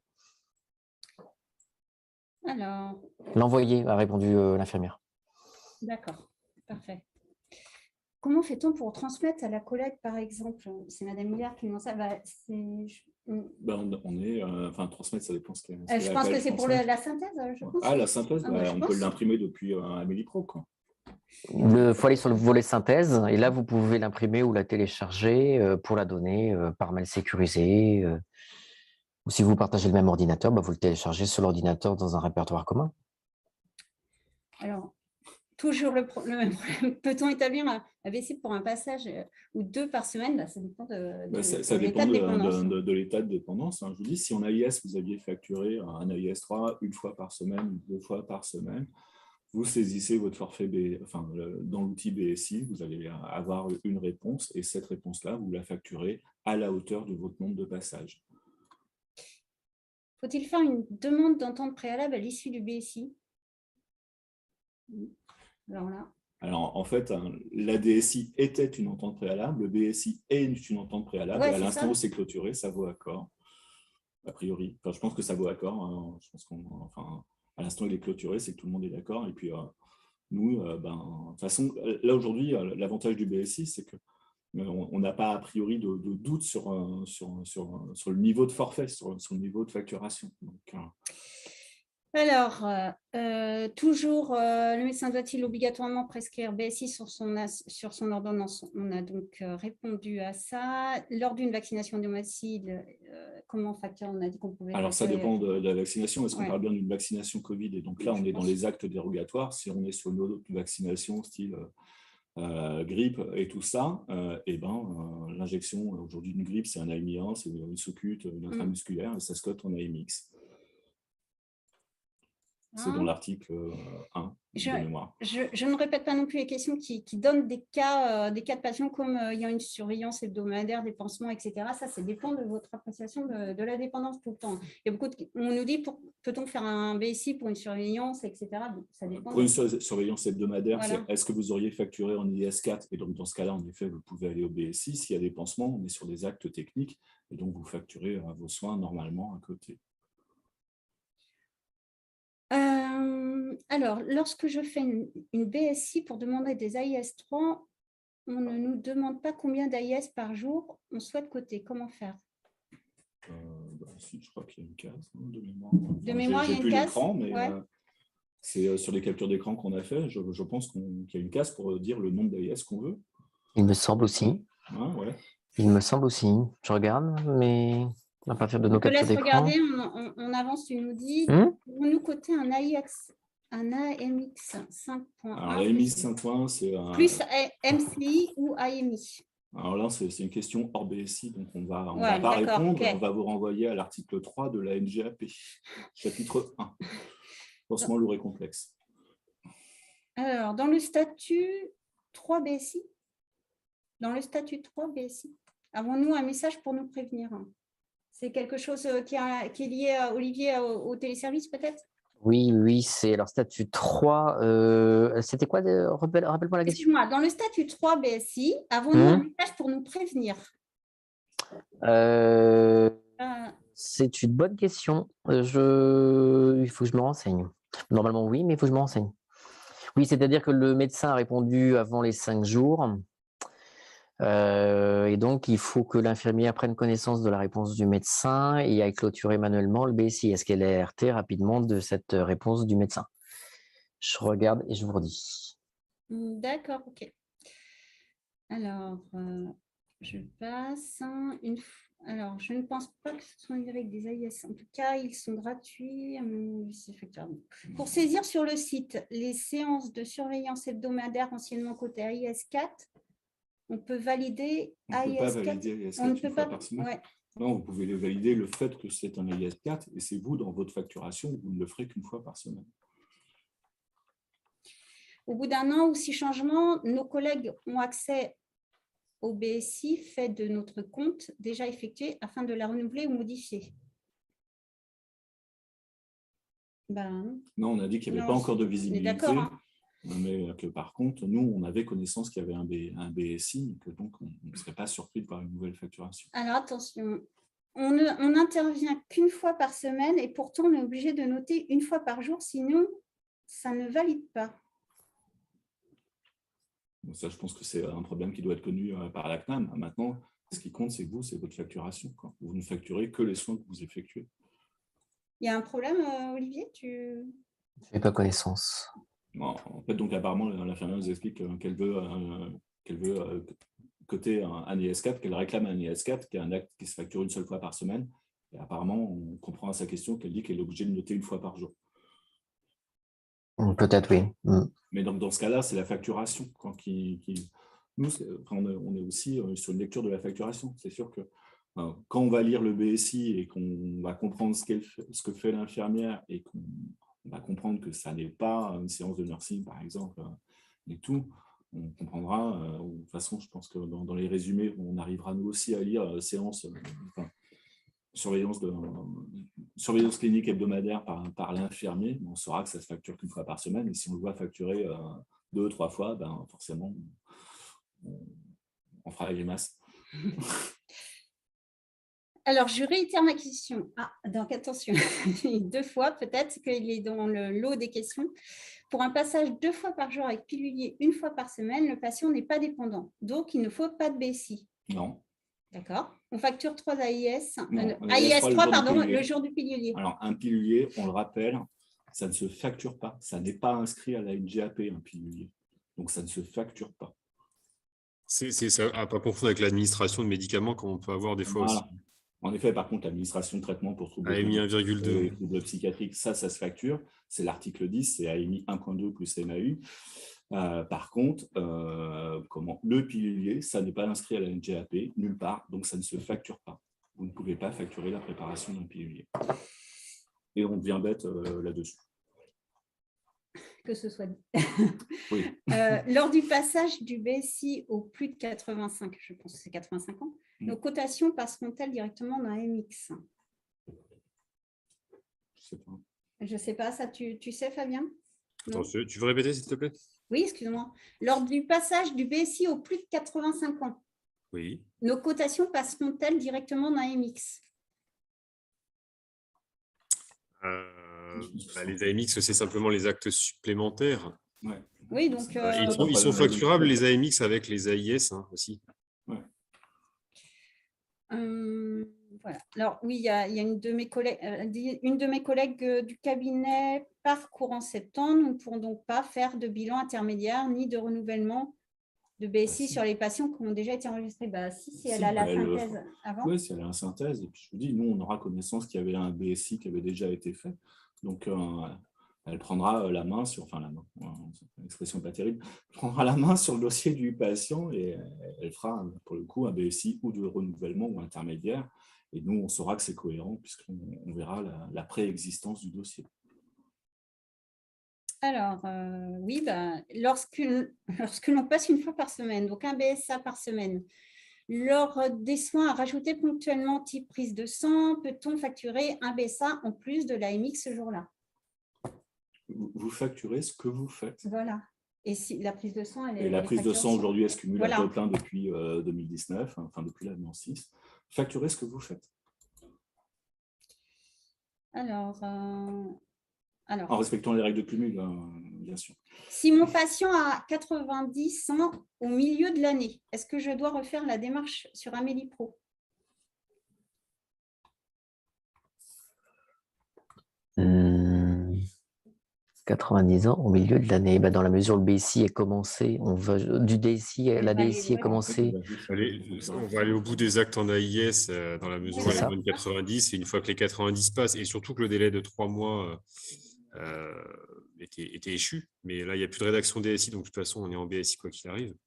Oui. Un switch de la facturation des AIS au forfait qu'Amélie Pro va donner.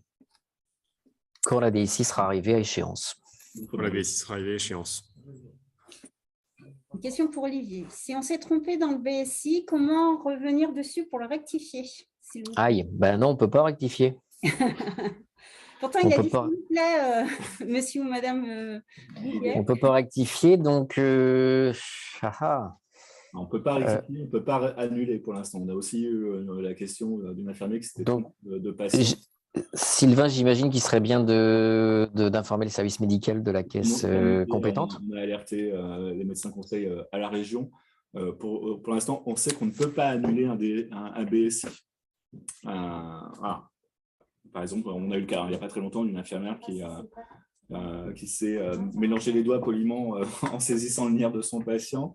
Et donc, il nous a informés. Nous, la réponse qu'on a, c'est de toute façon, il n'y aura pas de soins facturés, il n'y aura pas non plus de facturation du forfait.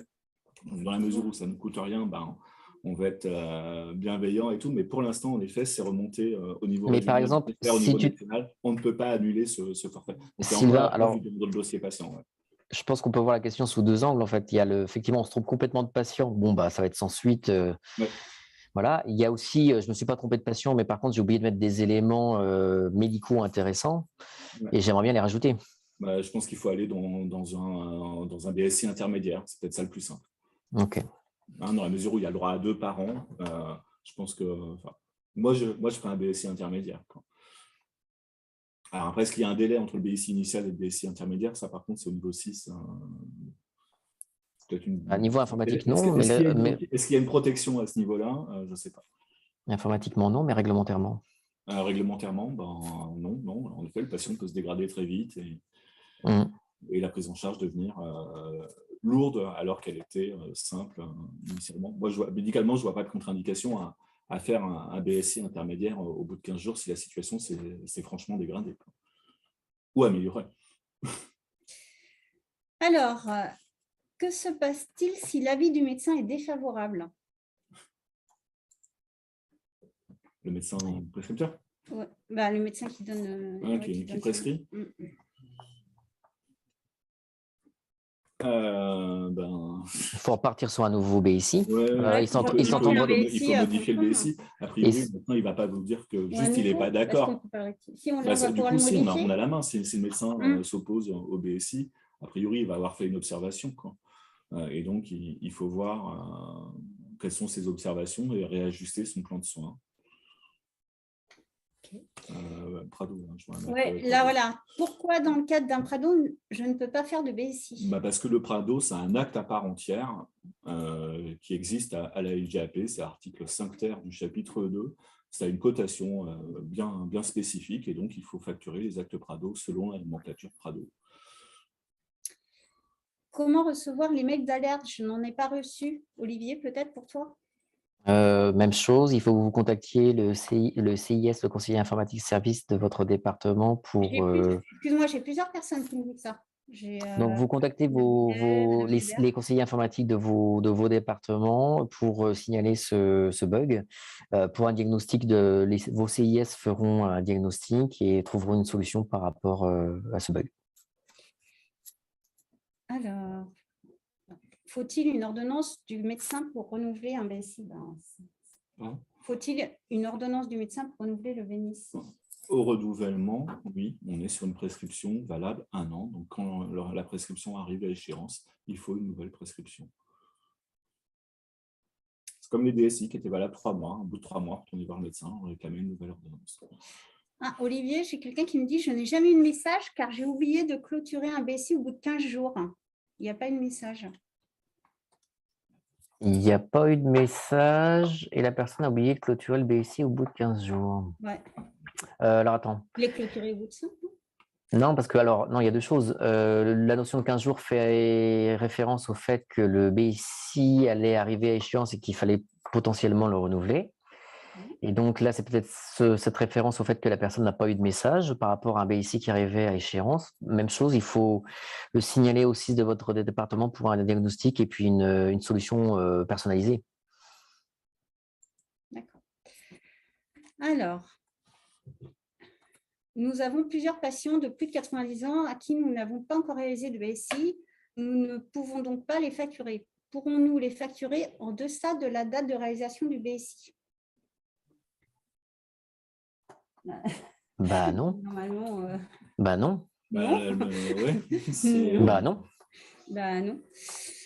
Effectivement, il faut les faire avant de... C'est un BSI, DSI, ça se fait à la date où on débute les soins. C'est un prérequis, le BSI, Oui, c'est un c'est une prérequis. entente préalable. Donc, c'est l'équivalent d'une entente préalable. Donc, si vous ne l'avez pas adressé, et ben, voilà, tout ce qui a été fait. Alors, modifier... Ah, je regarde, y a-t-il nécessité d'avoir une notion de dépendance notée littéralement sur l'ordonnance? On a répondu. On a dit c'est préférable et on la demandera bientôt, on la demandera clairement. On risque d'être un peu plus exigeant à partir de la fin de l'année, quand tout le monde sera admissible au BSI. Voilà, modifier un BSI en cours, on a dit que c'était... Modifier un BSI en cours, c'est un BSI intermédiaire. Enfin, moi, j'appelle ça un BSI intermédiaire. Voilà. Alors, il y a souvent un décalage entre la date de prescription et la clôture du BSI. Du coup, pour le renouvellement entre nos logiciels infirmiers et le BSI sur Amnipro, on peut avoir des jours de différence. Un décalage entre la date de prescription et la clôture du BSI. Du coup, pour le renouvellement de entre notre logiciel infirmier. Je ne sais pas, Olivier?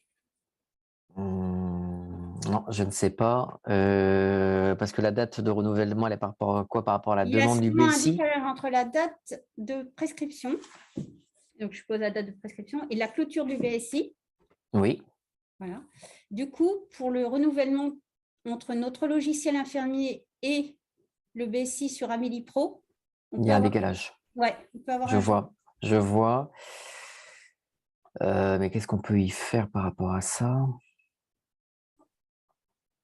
Il faut que je cherche. Non, comme ça, il faut que je cherche. Je note. Ferez-vous aussi évoluer le partage du forfait pour faciliter notre travail? Pour l'instant… Le partage du forfait, c'est un accord d'associé à associé. Non, mais évoluer… Évoluer le… Peut-être… Est-ce que du coup, le BSB va devenir accessible et tout, je ne sais pas. Je n'ai pas l'impression que ce soit dans les négociations en cours, mais c'est une question qui avait été posée au moment de l'avenant 6. Donc, voilà, on espère que les représentants de la profession travaillent à cette question-là. Sur le site, quand on valide un seul passage par semaine en AIS4, ça bloque, on ne peut pas poursuivre. C'est peut-être le blocage qui avait été dit tout à l'heure, Olivier. Oui. C'est le blocage une fois par semaine où la personne disait qu'il était obligé de mettre une fois par jour. C'était tous les jours. Alors que, ouais, apparemment, il y a un blocage. Il y a un blocage sur le site. Ouais, Quand on met remonter ça. blocage AIS4 une fois par semaine. Oui, apparemment, c'est noté. Si le patient est hospitalisé, est-ce que le BSI continu doit être fait? C'est comment est-ce que cliniquement votre patient va sortir de l'hôpital? S'il sort avec le même forfait, enfin avec la même prise en charge, le BSI il est valable 1 an, donc vous continuez. Si la situation de votre patient s'est ou dégradée ou améliorée pendant son séjour à l'hôpital, ça peut être judicieux de faire un BSI intermédiaire. Alors, sur notre secteur bord de mer, nous avons énormément de patients venant de toute la France, je veux bien le croire, pour quelques jours ou semaines de vacances. Cela nous complique énormément la facturation et le temps passé à aller chercher les infos pour connaître quel BSI. Et pareil pour les IFI qui vont être différents. Moi, je pense qu'on en a bien. Ouais, je pense qu'on espère avoir on le a bien partage conscience de ça. Et je pense que ça, on essaiera de pousser pour que ça soit évolué. J'ai connu le problème également, et c'est vrai que c'est des fois difficile de récupérer ce que font les collègues dans un autre département. Toujours le problème du passage hebdo sur le site, Olivier, qui revient. Les AIS4. Ouais, il y a plein de questions. Ouais, il y a vraiment… pour un AIS4 surveillance hebdo, j'ai fait un BSI. Est-ce que mes collègues peuvent facturer de leur côté? Ils peuvent facturer leur séance le jour où ils la font. Enfin, ils factureront les actes. Oui, ils facturent les actes, ils facturent le forfait, mais pas la réalisation du BSI, bien sûr. Voilà. Mais ils facturent l'acte. Alors… Et dans les questions médicales, score de Norton, je sais pas. Alors, le score de Norton, c'était, on rappelle, une échelle qui était utilisée notamment dans la réalisation du DSI. Ça permet d'apprécier la situation de dépendance de votre patient. Ça peut être un indicateur pour vous lorsque vous allez saisir votre plan de soins. Maintenant, est-ce que c'est intégré à l'outil? Je n'ai pas mémoire que le score de Norton soit intégré à l'outil. Est-ce que la prescription doit être envoyée à la CEPAM avant la facturation? Olivier, Fabien, la prescription… Non, c'est pas la peine. En fait, la démarche, elle va se faire directement via le téléservice. Et puis, ça sera envoyé comme ça. En fait, ça remplace, comme ce qui a été dit tout à l'heure, le dernier volet de la DSI qui était l'accord préalable. Simplement. Et par contre, il faut scanner l'ordonnance dans le logiciel métier pour l'envoyer en parallèle de la facturation, par score. Peut-on créer un BSI si le patient n'a pas de médecin traitant? L'ordonnance ayant été faite par l'hôpital. Oui. D'accord. Alors, toujours ordonnance, est-ce que ça doit être noté BSI? Oui, pour l'instant, on a dit on est encore bienveillant sur le libellé de la prescription BSI, DSI, soins d'hygiène, soins de nursing, patients dépendants. Voilà. On va sûrement harmoniser les réponses au niveau régional. Et tout ça, pour l'instant, l'acte est encore récent, donc on est encore bienveillant sur les différents libellés. Alors, un des médecins à qui je demande une ordonnance pour faire un BSI souhaite connaître l'intérêt pour lui et notre travail en collaboration de faire un BSI. Il n'est pas sûr de l'intérêt du BSI, le médecin. De toute façon, Là, je veux dire, c'est au professionnel de convaincre son médecin que son patient il est dépendant et qu'il a besoin d'une prise en charge attentionnée par un infirmier. À moins que le médecin veuille faire lui-même le bilan de soins infirmiers. Mais là, je veux dire, c'est bénéfique pour le patient. Parce que c'est une prise en charge globale, il y a un diagnostic, une prise en charge globale, donc, et qui délègue ce travail que les infirmières savent très bien faire. Alors, toujours la question sur Prado qui revient là. J'ai eu un patient de plus de 90 ans en Prado cardiaque, dépendant. Pourquoi je n'ai pas pu réaliser le BSI? Alors, on a dit, l'acte Prado, c'est un acte à part entière. Donc, si votre patient, vous n'allez le voir que pour cet acte-là, et ben forcément, vous facturez l'acte Prado, c'est un AMI 5.8. Si après, votre patient il est dépendant et vous réalisez des soins de nursing, il faut respecter les règles de cumul entre l'acte Prado et le forfait et les forfaits BSI. Et le temps de parler de MPC, je vous le donne. Alors, attends. Il y a eu une réponse contradictoire. Donc là, c'est concernant l'administration des traitements. Un participant a indiqué que c'était de la dépendance, donc facturation au BSI, probablement BSA, mais Myriam Grelot, c'est moi-même, c'est Sylvain qui a répondu son nom, a répondu dans le chat qu'il fallait coter AMI 1-2 sans BSI. Tu expliques. Du coup. En fait, c'est si votre patient, je ne sais pas, vous allez lui faire à la toilette tous les matins et qu'en plus vous lui donnez les médicaments, au moment où vous facturez le BSA, l'administration de traitement, elle est prise en charge par le forfait. Par contre, vous repassez le soir et là, vous allez pouvoir facturer l'administration de traitement en sus, a priori. Maintenant, si vous n'y allez que pour une administration de traitement, ça ne relève pas de la dépendance, ça relève du trouble psy et du coup, ça relève de l'article 10 qui dit facturation et AMI 1.2 adapté au nombre de passages. Oui, la question, c'est est-ce que votre patient il est dépendant de quoi, comment, qu'est-ce que vous lui faites? Si vous ne faites qu'une administration de médicaments, ça va être difficile de justifier un forfait de type BSI. Alors, je suis sur Amélie Pro, sur le BSI d'un patient et je n'arrive pas à renouveler en intermédiaire pour augmenter mes passages. Il faudrait voir le cas. Donc, même chose. Normalement, ça devrait être possible. Ça devrait être possible. Donc, il faut contacter son CIS pour lui donner l'exemple précis. Voir peut-être le CIS prendra la main à distance pour diagnostiquer et soit trouver une solution, soit signaler à notre service informatique pour correction. Toujours, Olivier, une fois par semaine qui ne marche pas. Qui ne marche pas, donc c'est bien noté. Ça, tu as noté. Alors, quel est l'intérêt de faire des BSI si vous n'indiquez pas au final de niveau de forfait pour les moins de 90 ans, à titre indicatif, justement? Oui. Je suis sûr de comprendre la question, mais le niveau de forfait, il va apparaître une fois que le diagnostic aura été posé. Non, mais c'est pour les moins de 90 ans. C'est-à-dire qu'aujourd'hui, on leur indique l'AIS, mais on leur indique pas le forfait qui, à l'avenir, sera facturable. À titre indicatif, oui. Justement. À titre indicatif. Oui, c'est vrai que ça aurait pu être indiqué. Effectivement, ça aurait pu être indiqué. Pourquoi on a choisi de ne pas l'indiquer? Peut-être pour une question de lisibilité, pour apporter davantage de lisibilité, pour qu'il soit clair qu'actuellement, c'est de l'AIS et non pas du forfait. Alors quand on rajoute une information dans un écran comme ça, on risque de perdre l'utilisateur. De toute façon, on note s'il y a des problèmes ou des idées comme ça, on peut très bien les faire remonter à la CNOM. Alors, quels documents scanne-t-on dans notre logiciel pour nos télétransmissions? La prescription médicale du BSI. Alors, chez une personne dépendante BSC, insulino-traitée chez qui nous allons faire une glycémie capillaire et pas forcément une insuline, pouvons-nous facturer un AMX 1-2 si pas d'insuline? Tu relis la question tranquillement. Oui, parce que je suis une patiente dépendante BSC insuline traitée. Chez qui nous faisons une glycémie capillaire.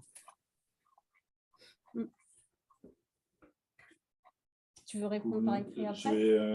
J'ai juste le temps de vérifier la règle de cumul. Alors, si un patient dépendant sort du CHU, est-ce qu'il faut attendre la clôture du BSI avant de commencer les soins?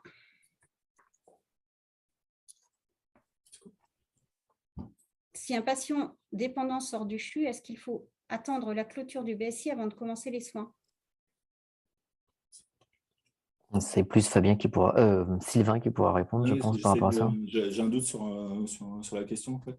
Si un patient dépendant sort du CHU, est-ce qu'il faut attendre la clôture du BSI pour commencer les soins? Ah, est-ce qu'il faut attendre les 5 jours de réponse pour commencer les soins? Votre patient est dépendant, peut-être commencer. S'il sort de l'hôpital avec une prescription de soins infirmiers, ça va être difficile de lui dire attendez, on va attendre que le logiciel me réponde. L'accord du médecin. C'est plus rechercher l'accord du médecin. Appeler le médecin traitant, appeler le médecin généraliste et lui dire mon patient il est dépendant, il sort de l'hôpital avec ça, et j'attaque les soins. Quoi.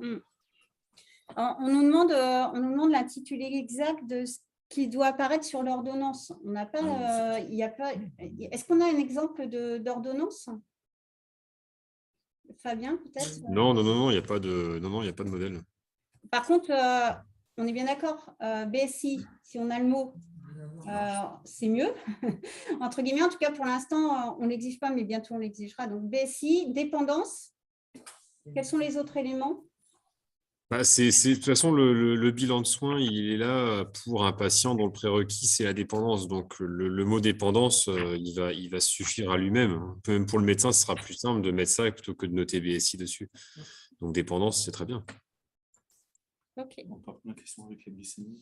Alors, la question avec la glycémie, tu voulais y revenir? Oui, c'est ça. Chez une personne dépendante BSC, insulino-traitée, chez qui nous faisons une glycémie capillaire et pas forcément une insuline, pouvons-nous facturer un AX? Oui, en effet. Donc, je viens de vérifier la règle de cumul. La surveillance de la glycémie capillaire chez un patient à qui on facture un forfait BS, donc quel que soit son niveau, se facture en AMI X1, mais à demi, puisqu'on applique l'article 11B. Je remercie Madame Lemoine, qui est infirmière au service médical, que je vois répond également à des questions. On va en prendre encore une ou deux, mais il est déjà 15h04. La notion de temps, oui, avec les DSI, une notion de temps de présence auprès du patient définissait notre facturation. Un AIS égale 30 minutes. Est-ce la même chose avec la réalisation du BSI? Non, il n'y a pas de temps. Il y a une lourdeur de prise en charge en BSI. Donc, un BSA, ça peut être très court, comme ça peut être un peu plus long. C'est la question de la technicité des soins qui est mise en œuvre. Mais bon, après, il faut rester cohérent. Un BSA, on pense que c'est à peu près un AIS3. Un BSC, on pense que c'est beaucoup d'AIS3, 3 à 4. Et un BSP, c'est intermédiaire. Donc, on est entre 2 à 3 en fonction. Enfin, il faut rester sur cette échelle de BSA, c'est léger. BSC, c'est lourd. Un AIS3, c'est léger. 4 AIS3, c'est lourd. On a de nouveau, est-ce que je peux modifier mon BSI si le médecin le valide? Donc, on ne peut pas le corriger. On a dit, pas corriger s'il a été validé. Par contre, on peut faire un intermédiaire. Un intermédiaire, oui, on l'a dit. Oui, on peut créer un BSI s'il n'y a pas de médecin traitant et si l'ordonnance a été faite par l'hôpital, on l'a déjà dit. Doit-on noter des AMX et IFI lors des soins techniques les jours où nous ne faisons pas de séance liée à la dépendance? Quand on facture un BS, on est en AMX. Quand on ne facture pas de BS, on est en AMI. Ce sera la dernière question peut-être, parce que là, je vois que les infirmières ou les infirmiers, pardon, commencent à se déconnecter. C'est la dernière, en fait, si vous voulez bien, parce qu'après, on va prendre trop de temps. Oui. Je laisse Sylvain regarder. Alors, les tests Covid, vraiment, puisqu'apparemment, on a eu des infirmiers qui nous disaient que la réponse qui était apportée n'était pas la bonne. Donc, les tests Covid, allez voir sur Amélie, infirmier. Vous aurez la dernière mise à jour. On a beaucoup de cas qui sont, peut-on faire un BSI pour une distribution de médicaments matin et soir chez un patient, côté un AMI 1, 2, ça dépend de la dépendance. La distribution de médicaments, c'est pas une situation de dépendance, c'est un acte à part entière. Donc, et ce n'est pas un pilulier. Et ce n'est pas un pilulier, on le rappelle. Donc, si vous voulez facturer un AIS, enfin un BSI pour aller distribuer des médicaments, il faut pouvoir argumenter dans le plan de soins. Il y a beaucoup de notions de dépendance. Le souci, c'est toujours l'évaluation de la dépendance. Oui, ça a toujours été très compliqué d'évaluer la dépendance, de la caractériser et tout. On a tous appris ça à l'école de soins infirmiers, de faire une démarche de soins, de dire en quoi notre patient perdait son autonomie. Ouais. L'assurance maladie n'a pas fait mieux pour l'instant que ce qu'on a appris dans les instituts de formation. Voilà, Nathalie, je te repasse peut-être juste et puis Marion, je vous repasse la parole pour la clôture peut-être. Oui, je vais laisser Marion peut-être dire le mot de la fin. Je sais pas. Le mot de la fin. Écoutez, merci à tous. En tout cas, les réponses étaient très précises. Merci de votre présentation. Merci à toutes les infirmières de s'être connectées. On était nombreux, on était près de 250 infirmiers. Les informations vous seront transmises à ceux qui se sont inscrits. Je renverrai dans la semaine ou semaine prochaine le support qui a été diffusé. Le replay sera disponible sur nos réseaux sociaux. J'avais mis les liens sur le fil de discussion. Je ne sais pas si au niveau de l'assurance maladie, vous avez d'autres précisions à faire, des coordonnées, quelque chose en supplémentaire ou... Nous, on voulait vous dire que les délégués d'assurance maladie et les conseillers informatiques services sont à votre disposition. N'hésitez pas s'il y a besoin qu'on refasse une précision, une présentation, ou si vous êtes en difficulté technique. On est là pour ça, en fait. Donc, il faut juste nous le signaler et puis on reviendra vers vous au plus vite. Merci à vous tous. Merci. Merci pour la présentation et merci pour la participation.